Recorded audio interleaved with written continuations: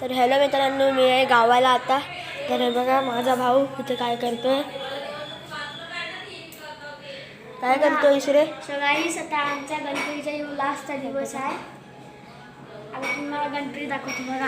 आमचा गणपती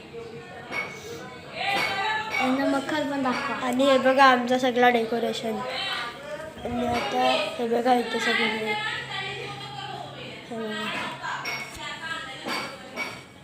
तर आजचा प्लॅन काय आहे, आज आहे म्हणजे 21 दिवसाचा गणपती आहे ना, तर ते फटाके फोडणार. तर आता हे बघा कसला जोरात पाऊस पडत होता. हे बघा. तर मित्रांनो आत्ताच पाऊस थांबला आहे, नाही तर अगोदर खूप जोरात पडत होता.